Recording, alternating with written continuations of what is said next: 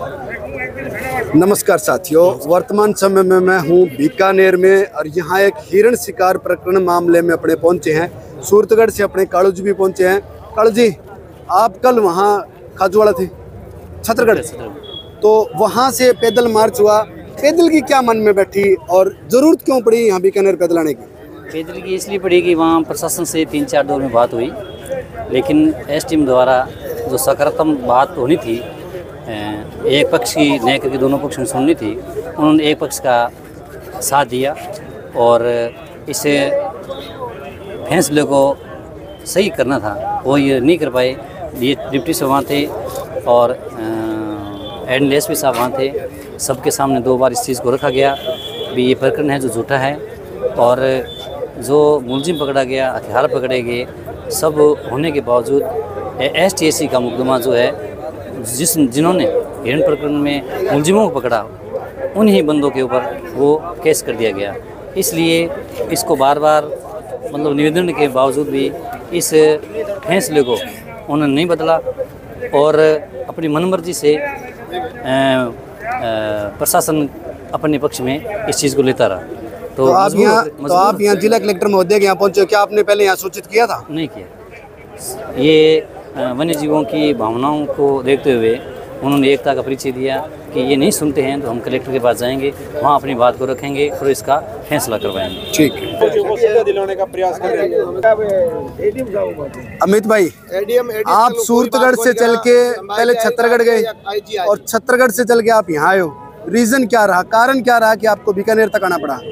बीकानेर आने का कारण तो मूल कारण यही है कि जो प्रशासन छत्तरगढ़ में था उन्होंने गौर नहीं की और जो कानूनी तौर पर जो कार्रवाई करनी थी वो कार्रवाई नहीं की, उसको अनदेखा किया गया और उल्टा काम किया गया। जिनके खिलाफ कार्रवाई करनी थी उनके खिलाफ तो कार्रवाई की नहीं और जिनके खिलाफ नहीं करनी थी उनके खिलाफ कार्रवाई कर दी, और उस बात को लेकर लंबे समय तक वहाँ धरना चला। लोगों ने वहाँ बात करने का प्रयास किए और उनको बताया कि भाई आपको उनके खिलाफ कार्रवाई करनी चाहिए, तो उन्होंने उस बात पे कोई गौर नहीं की। तो ये निर्णय लिया गया कि हमें पैदल मार्च करके बीकानेर जाना चाहिए और उच्च अधिकारियों से बात करनी चाहिए। क्या बीकानेर के प्रशासनिक अधिकारियों को आपने सूचित किया कि हम पैदल मार्च करके बीकानेर कूच कर रहे हैं? वो तो उनके सिस्टम से उनको पहले मैसेज हो गया था कि क्योंकि उनके जो अधिकारी वहाँ गए हुए थे, एडिशनल साहब, डिप्टी साहब और जो एसडीएम थे वहाँ के, उन्होंने पूरी रिकॉर्डिंग, जैसे अभी हम यहाँ पहुँचे हैं तो यहाँ भी अपनी पूरी बात का ध्यान दिया जा रहा है कि भी इनकी आगे की क्या रणनीति है और ये क्या करना चाह रहे हैं। तो वहाँ पे भी ऐसी माइक से जो भाषण में ये बात हुई कि भी अगर हमारी यहाँ बात नहीं मानी तो हम बीकानेर कूच करेंगे और पैदल करेंगे। ठीक है। तो इनको पूरा मैसेज था, लेकिन फिर भी ये अनदेखी कर रहे हैं और अभी भी ऐसा मतलब महसूस हो रहा है कि जो अधिकारी हैं वो इस मामले को लेकर अभी तक भी गंभीर नहीं है, क्योंकि कोई कह रहा है कि एडिशनल साहब से बात कर लो, कोई कह रहा है उससे बात कर लो, अभी तक भी मुझे गंभीर ये लगे नहीं। तो भाई, पहले जो खेजड़ी जो कांड हुआ था उसमें भी अभी तक कुछ भी नहीं हुआ और पहले जितने भी हुए उनमें दोषियों को सजा आज तक नहीं हुई, तो क्या आपको लग रहा है इस बार होगा?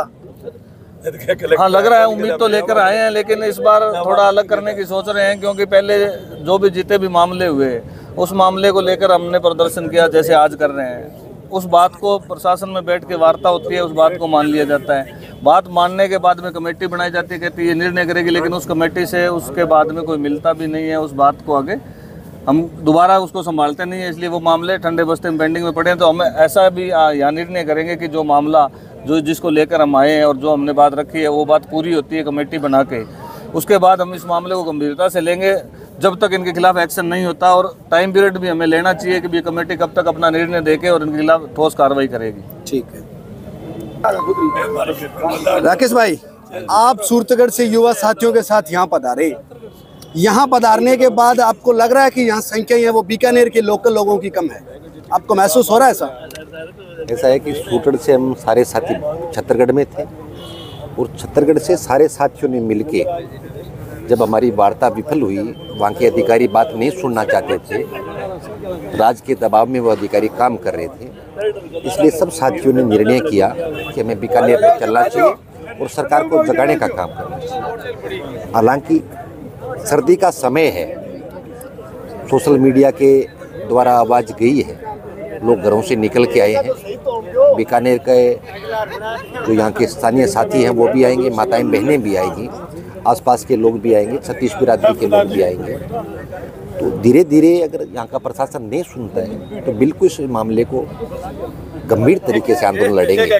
तो ये आंदोलन सिर्फ जीव की हत्या के लिए नहीं है, ये एक स्वाभिमान की लड़ाई है जीव प्रेमियों के लिए, जो आधी रात को घर से निकल के अपनी जान जोखिम में डालकर वो शिकारियों के सामने लड़ते हैं। और हो सकता है उन्होंने शिकारियों ने जो फायरिंग की उसमें कोई नौजवान शहीद हो जाता, लेकिन वो तो उसको गोली नहीं लगी।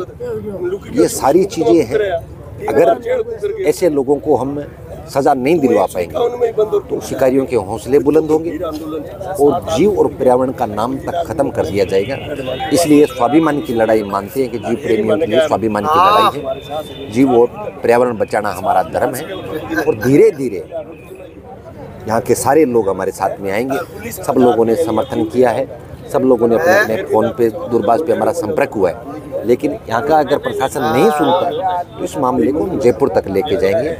और केंद्र सरकार से भी गुजारिश करें कि सेना की जगह का इस्तेमाल किया गया है, सेना की जगह के अंदर अवैध हथियार लेके गए हैं, सब लोग मिले, केंद्र सरकार भी इस मामले में संज्ञान ले। तो कुल मिला के मेन बात ये है कि आप जो चल के आए हो सूरतगढ़ से, मैं इस बात को दोबारा रिपीट करना चाहूँगा, लेकिन यहाँ की लोकल जो जनता है उनका युवा साथियों का यहाँ कहीं ना कहीं रुझान कम है। तो युवा साथियों के लिए आप क्या कहना चाहेंगे? देखो, मैं सारे साथियों को, नौजवान साथियों को अपील करना चाहता हूँ जो छात्र राजनीति करते हैं, स्कूल के अंदर शिक्षा के लिए जो अग्रसर है, उन सारे साथियों से सोशल मीडिया के माध्यम से, आपके चैनल के माध्यम से अपील करना चाहता हूँ कि ये प्रकृति को बचाने का आंदोलन है। तो सारे साथी घरों से निकल के आए। अभी बीकानेर के जितने भी कॉलेजेस हैं उनके अगर अध्यक्ष अपने छात्र संघ छात्र संघ के अध्यक्ष हैं, जीते हुए साथी हैं, हारे हुए साथी हैं, वार्ड पार्षद है, मौजूदा पार्षद है, पूर्व पार्षद है, उन सब साथियों से मैं अपील करना चाहता हूँ। और कम से कम छात्र राजनीति करने वाले मैं नौजवानों से खासतौर से हाथ जोड़ के अपील करना चाहता हूँ कि ये प्रकृति को बचाने का जो आंदोलन है, इस आंदोलन के अंदर आप सड़कों पर निकलिए और सरकार से अगर लड़ना भी पड़े तो बिल्कुल लड़ेंगे, लेकिन प्रत्येक प्रकृति के मामले के अंदर कभी भी समझौता नहीं करेंगे जब तक दोषियों के खिलाफ कार्रवाई नहीं हो जाती। तो समाज से स्वामी जी भी हमारे साथ हैं, जो कि जीवों पे जो हत्याएं हो रही है उनके खिलाफ दिनों दिन घटनाएं हैं वो बढ़ती जा रही हैं, और उसकी कहीं ना कहीं प्रशासन के साथ लड़ झगड़ के 2-4 मुद्दे उठा के कहीं ना कहीं जो जीव हत्या कर रहे हैं उनमें थोड़ा भय पैदा करने की कोशिश की जा रही है उनके साथ, और समाज के लोगों के साथ आपका भी सहयोग पूरा हमेशा बना रहता है। तो इस बार ऐसा क्या हुआ कि वहाँ से आपको पैदल चल के आना पड़ा? पैदल का क्या रीज़न क्या रहेगा? पहले तो मैं आपके चैनल पे जितने भी लोग देख रहे हैं सभी को धन्यवाद। रीजन पैदल चलने का हमें कोई शौक नहीं था कि वहाँ 5 दिन से लगातार बैठे और हमारी बातें नहीं सुनी गई। डाक के 3 पत्ते बताते रहे पुलिस के अधिकारी और वन विभाग के अधिकारी, और अपने आप को जिम्मेवारी से दरकिनार होते रहे। और वहाँ पर जो एसडीएम बैठता है छत्तरगढ़ में, छत्तरगढ़ से हम आए हैं 90 किलोमीटर पैदल चल के, एसडीएम और एसएचओ वहाँ वार्तालाप करने आए, लेकिन उनके पास ऐसा कोई भी आश्वासन नहीं था जिससे कि जीव प्रेमी संतुष्ट हो सके। आए दिन छत्तरगढ़ में ही नहीं पूरे राजस्थान में जो हिरण और वन्य जीव है उनके और पेड़ पौधों की अंधाधुंध कटाई, ये वन विभाग के द्वारा ये लोग ही ठेका देते हैं, और ये लोग रात में पेड़ों की सप्लाई और वन्य जीवों को, हिरणों को काटकर होटलों में जो सप्लाई कराते हैं ये लोग। वन विभाग के जो वहाँ का एक अधिकारी है, उसका मैं नाम लूँगा, योगेंद्र सिंह, वहाँ जो रेंजर का उसके पास क्षेत्रीय वन अधिकारी का वर्तमान में वहाँ उसका जिम्मेवारी है, वो स्वयं शिकारी है, वो स्वयं शिकार करवाता है और वो मांसाहारी है। मैंने स्वयं उसे मीट पकाते पकड़ा है, और ताल छापर में पहले उसकी पोस्टिंग थी, और वहाँ से हम लोगों ने इसे भगा दिया। तो ये छत्तरगढ़ में अभी ये रात में हिरणों को अपने ही लोगों को बुला के हिरणों को मरवाता है, होटलों में बाहर सप्लाई कराता है। बहुत बड़ा इसके साथ गिरोह है, और भी ये अकेला नहीं है। तो ये जो वन्य जीव प्रेमी हैं जो हिरणों को बचाने की कोशिश करते हैं, वहाँ पर उनके खिलाफ ये झूठा मुकदमा करवा देता है हर बार। पहले भी करवाए हैं बहुत सारे मुकदमे। अब की बार इसने देखे सामान्य मुकदमे तो हर बार मैं कराता हूँ, लेकिन अब की बार ST एक्ट का मुकदमा करवा दूँ ताकि ये लोग बैठ जाएंगे और दोबारा कोई साहस करेगा नहीं। हिरण हम मारते रहेंगे, दोबारा कोई रात व्रत में आएगा नहीं। तो इसलिए इन लोगों ने ऐसा कदम उठाया। जब सब लोगों को इकट्ठा होना पड़ा, छत्तरगढ़ मुख्यालय पर धरना देना पड़ा, वहाँ पर नहीं सुनवाई हुई तो 90 किलोमीटर पैदल चल के यहाँ पर तमाम जीव प्रेमी पूरे राजस्थान के और अन्य स्टेटों से भी लोग आ रहे हैं। आज तो इतने ही लोग दिखाई, अभी तो आपको भलाई ये कम दिखाई दे रहे हैं, 500, 700, 1000 लोग ही हैं। लेकिन आज शाम तक यहाँ पर लगभग 30 से 40 हज़ार लोग, माताएं, बहनें, साधु संत और भी आ रहे हैं और यहाँ कलेक्ट्रेट का घेराव करेंगे। 3 लोग जो शिकारियों का जो संरक्षक दे रहे हैं, एक तो SHO वहाँ का जो छत्तरगढ़ का है वो शिकारियों का संरक्षक कर रहा है और उन लोगों से, शिकारियों से पैसे लेके उनके हाँ में हाँ मिलाता है।